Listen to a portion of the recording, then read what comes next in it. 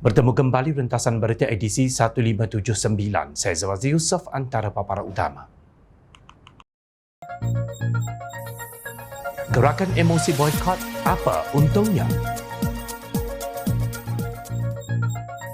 Pedofilia membimbangkan, apa sudah jadi?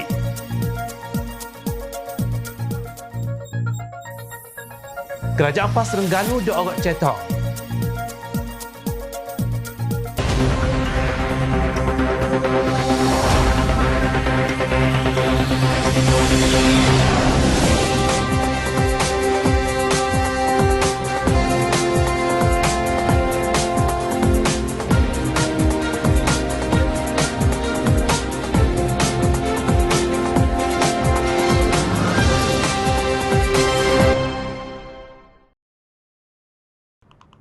Assalamualaikum dan salam sejahtera.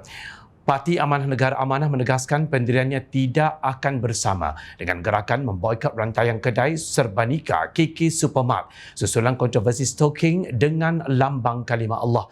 Pengarah Komunikasi Amanah Nasional Khalid Abdul Samad berkata, tindakan gelojoh dan emosi tanpa usul periksa telah menyebabkan kemarahan dituju kepada pemilik rantaian kedai berkenaan sehingga berlaku insiden yang tidak diingini. Beliau turut menegur individu yang ingin menjadi juara tanpa mengambil peduli sama ada tindakan dan hasutan mereka adalah adil atau sebaliknya. Semua berpaksikan emosi dan pendekatan gelojoh tanpa usul periksa. Ini hanya menguntungkan pelaku sebenar kerana matlamatnya adalah untuk menghasilkan ketegangan dan huru-hara. Katanya dalam satu kenyataan media semalam, perkembangan itu hadir susulan dua kejadian serangan menggunakan Molotov cocktail di mana yang terbaru berlaku di Kuantan, Pahang. Serangan pertama berlaku di Bidur, Perak pada 26 Mac lalu. Kejadian dipercayai berpunca daripada isu penjualan stalking yang tertera kalimah Allah hingga suspek melakukan perbuatan khianat. Mengulas lanjut, Khalid berkata Amanah akan sentiasa bertindak berpaksikan prinsip keadilan, tabayun dan siasat terlebih dahulu dan tidak akan bertindak secara gelojoh tanpa usul periksa atau dipandu emosi semata-mata. Kata bekas ahli Parlimen Shah Alam itu, Al-Quran mengajar kita untuk bertabayun terlebih dahulu supaya tidak akan berlakunya tindakan terlajak sehingga menzalimi pihak yang tidak bersalah. Khalid merumuskan bahawa matlamat sebenar dalang di sebalik insiden tersebut adalah untuk mengeruhkan lagi suasana politik negara dengan drama Islam terancam dan tidak dihormati serta hubungan antara kaum dan agama dijadikan semakin tegang. Keadaan sebegitu akan menguntungkan pihak tertentu kerana persepsi Islam terancam dan ketegangan kaum serta agama adalah sesuatu kelebihan pada mereka. Malangnya apa yang dilihat sedang berlaku sekarang adalah reaksi beremosi tanpa adanya satu usaha untuk menganalisa keadaan dan kemungkinan-kemungkinan di sebalik peristiwa ini, ujarnya. Beliau turut menegaskan bahawa tidak mungkin Islam menjadi hina dengan tindakan bodoh pihak yang mencetuskan isu stalking tertera kalimah Allah sebelum ini. Malah Amanah sendiri mengikuti peristiwa stalking bertulis nama Allah dengan penuh keinsafan dan perasaan yang amat kecewa. Ujarnya dalam soal matlamat di sebalik tindakan ini ada yang mengatakan bahawa matlamatnya adalah untuk menghina Islam. Tetapi usaha menghina Islam itu adalah sekadar kaedah untuk mencapai matlamat sebenar, iaitu berlakunya perbalahan antara kaum dan agama di negara tercinta kita ini. Tidak mungkin ia sekadar bertujuan menghina Islam kerana tidak mungkin Islam menjadi hina dengan tindakan sebodoh itu. Maka pandangan bahawa ia dilakukan sekadar untuk menghina Islam agak meleset dan tidak masuk akal, jelasnya dalam kenyataan media hari ini. Sesungguhnya tindakan gelojoh dan berpandukan emosi tanpa usul periksa telah menyebabkan kemarahan dituju kepada pemilik rantaian kedai di mana dijumpai 5 pasang stalking tersebut. Sedangkan peniaga dengan kedai-kedai di seluruh negara, adakah tindakan sebegini akan melariskan perniagaannya? Adakah keadaan huru-hara akan menguntungkannya? Sudah pasti sebaliknya. Maka mengapa dia ingin melakukannya? Kerana dia anti-Islam. Bagaimana ingin dikatakan dia anti-Islam sedangkan sumbangannya banyak termasuk kepada masjid dan surau dan NGO Islam. Gambar-gambarnya bersama Menteri Besar Kedah yang kononnya antara hero perjuangan Islam pun sudah luas tersebar, ujar Khalid. Justru umat Islam di Malaysia jangan mudah terpengaruh dengan apa yang berkemungkinan besar adalah mainan jahat golongan yang berkepentingan atau berniat jahat. Matlamat untuk menghuru-harakan politik negara semakin terselah dengan dua serangan bom petrol yang berlaku terhadap terhadap rantaian kedai yang terlibat. Dan tidak mustahil kehadiran ejen Israel yang ditahan baru-baru ini adalah juga sebahagian daripada perencanaan musuh negara. Itulah sebabnya Rasulullah SAW pernah mengakui bahawa sederhana dalam segala aspek itu adalah bagus, seperti sabda baginda yang bermaksud sebaik-baik perkara adalah tengah-tengahnya, iaitu sederhana. Hadis riwayat Baihaqi.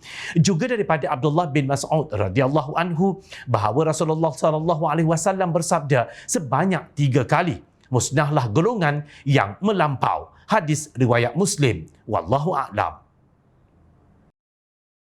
Polis Kelantan menyatakan komitmen untuk menyelesaikan dengan secepat mungkin kes pedofilia yang didakwa membabitkan seorang guru Maktab Rendah Sains Semara MRSM di Tumbat. Ketua Polis Kelantan, Datuk Muhammad Zaki Harun berkata pihaknya juga mengalu-alukan kerjasama semua pihak yang mempunyai maklumat berkaitan untuk tampil memberi kerjasama dan membantu siasatan.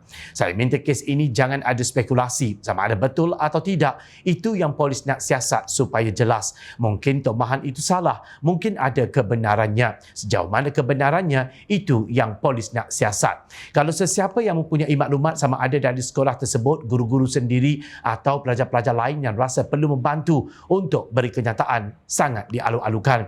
Katanya pada sidang media di Ibu Pejabat Polis Kontingen Kelantan di Kota Baru. Kemarin polis memanggil beberapa saksi termasuk pelajar dan guru bagi membantu siasatan berkaitan dakwaan seorang pengajar melakukan aktiviti pedofilia. Muhammad Zaki berkata polis telah melihat segala kandungan di dalam telefon pihak yang terlibat seperti perbualan telefon serta WhatsApp dan berpendapat ada keperluan untuk siasatan dilakukan di bawah Seksyen 233 Akta Komunikasi dan Multimedia 1998 serta Seksyen 500 Kanun Keseksaan. Mengulas lanjut, Muhammad Zaki berkata siasatan kes itu masih di peringkat awal dan yakin ia dapat ditangani dengan baik. Kes begini kita kena buktikan dengan jelas dan teliti. Benar, kita nak selesaikan cepat. Ia melibatkan profesion orang, kerja orang. Kalau boleh dalam tempoh sebulan, dah selesai.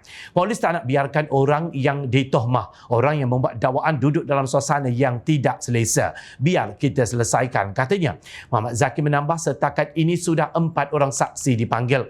Sementara itu, guru wanita yang didakwa mencabut seorang pelajar lelaki dalam kes itulah baru-baru ini direhatkan sehingga siasatan kes itu selesai.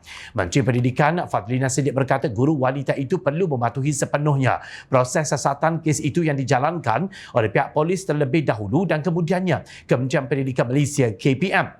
Ketika ini kami di KPM mengambil pendekatan untuk melindungi anak-anak kita sepenuhnya. Jadi guru itu tidak ada langsung kaitan ataupun akses kepada para pelajar. Dia direhatkan sehingga siasatan selesai. Kita kena mematuhi sepenuhnya proses siasatan terlebih dahulu. Jadi buat masa sekarang ini siasatan polis dan dakwaan. Barulah kita boleh ambil tindakan di peringkat KPM, katanya dipetik bernama. Menurutnya KPM akan mengambil tindakan sewajarnya terhadap guru wanita berusia 37 tahun yang didakwa menjalin hubungan dengan pelajarnya yang berusia 17 tahun selepas siasatan polis selesai jika didapati ada asas dan kebenaran. Kejadian seperti ini hakikatnya telah mencetuskan kebimbangan para ibu bapa tentang keselamatan anak-anak mereka yang selama ini beranggapan bahawa sekolah adalah tempat yang paling selamat.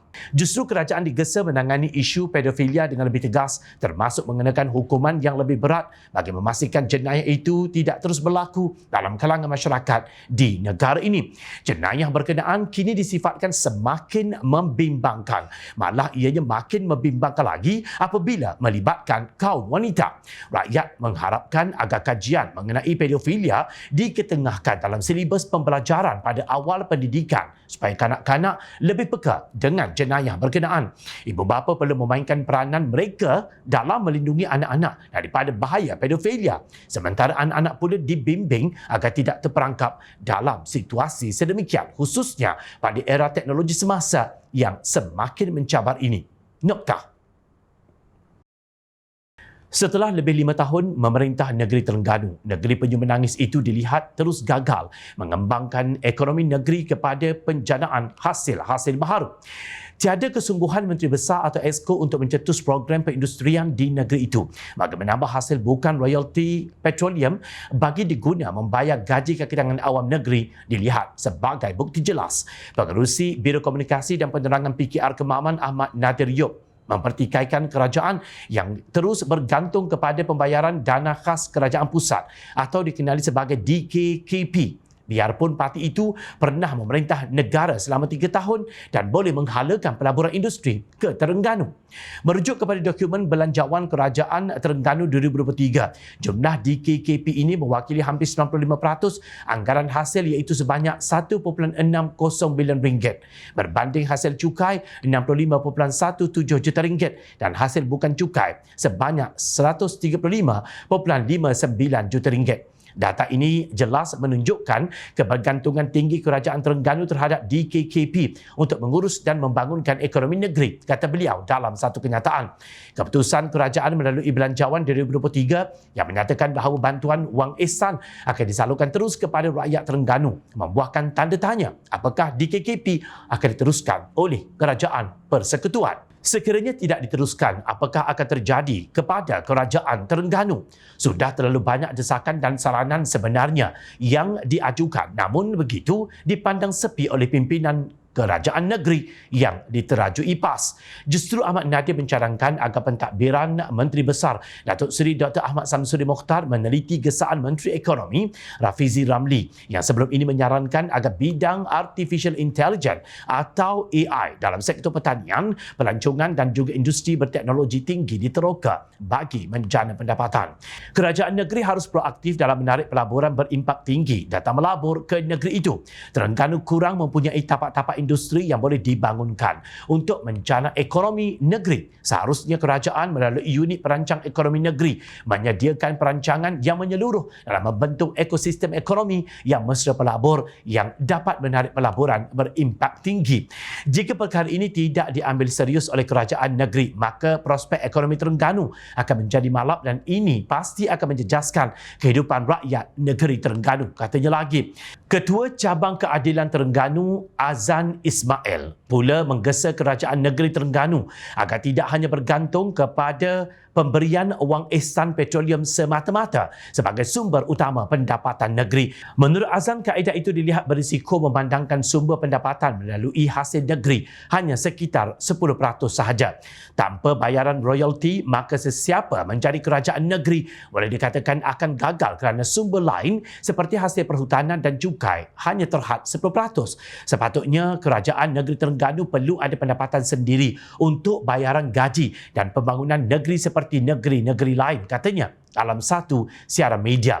Dia berkata demikian mengulas kenyataan Menteri Besar Terengganu yang menggesa kerajaan pusat memberi penjelasan tunggakan pembayaran wang ihsan petroleum Terengganu yang belum diterima untuk tahun lalu. Perdana Menteri Datuk Seri Anwar Ibrahim sebaliknya berkata kerajaannya sudah melunaskan pemberian wang ihsan berkenaan berdasarkan hasil petroleum 2023 sebanyak 786 juta ringgit.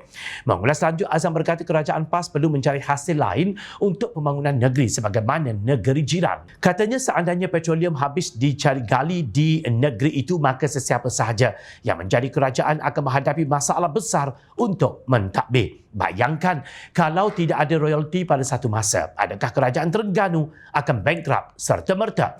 Perkara ini tidak boleh dibiarkan begitu sahaja tanpa ada penelitian. Kerajaan pusat melihat kerajaan negeri terlalu bergantung harap dengan sumber ini untuk mengurus. Perlu ada satu kaedah lain yang boleh menyelamatkan keadaan. Tidak boleh terlalu bergantung kepada pembayaran itu sahaja. Model ekonomi kerajaan PAS yang terlalu bergantung kepada terimaan bukan hasil seperti DKKP dilihat sudah tidak relevan. Kerajaan negeri seharusnya meneroka model ekonomi baru bagi menggantikan terimaan bukan hasil itu. Jangan hanya berbangga dengan jambatan angkat yang kononnya hebat dan tersergam indah, namun rakyatnya miskin dan hidup melarat kerana kemiskinan negeri dan kegagalan pentadbiran negeri. Oops, jambatan itu bukan PAS yang bina ya. Kerajaan Barisan Nasional yang membinanya dengan inisiatif menarik pelancong ke negeri berkenaan sebelum ini. Lembu punya susu, sapi pula yang dapat nama. Jangan hanya tahu berbangga dengan hasil kerja orang lain. Bila masa pula PAS di Terengganu ingin membuktikan bahawa mereka mampu membuat kerja dan memajukan negeri dengan mewujudkan pelbagai inisiatif baru untuk ekonomi rakyat. Jangan hanya tahu melangok menunggu sumbangan wang ihsan daripada kerajaan persekutuan sahaja. Hari-hari meroyan tentang royalti. PAS sudah, dah orang cetong bah. Ingat, rakyat sentiasa memerhati.